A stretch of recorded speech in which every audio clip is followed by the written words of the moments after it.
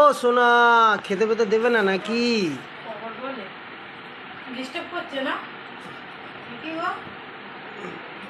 তুমি খেতে পেতে দেবে নাকি? খালি খাবারটা সামনে রেখে দিয়ে আর খালি খিদে পেয়ে গেছে খুব জোর। কি কি রান্না করেছে একটু দেখাও।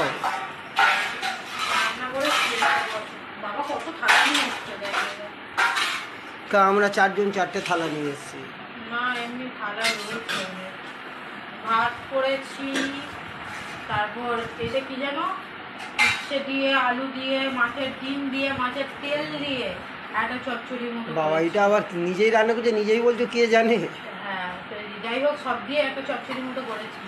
আর এখানে কি বলতো, মাছের ডিমের টক। বাড়িটা ফাটা আছে, ইগনোর করবে।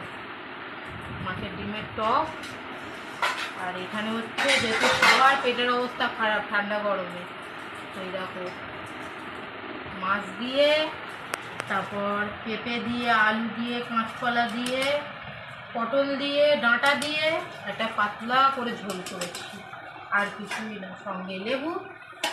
চলো খাওয়া দাওয়া করি। ভাতটা বাড়ো তাহলে। ভাতটা বাড়ছি। তাদের কি রান্না হয়েছে বন্ধুরা কমেন্টে জানিও। তোমার দাদা ভাইয়ের ভাত বাড়ছে আপাতত।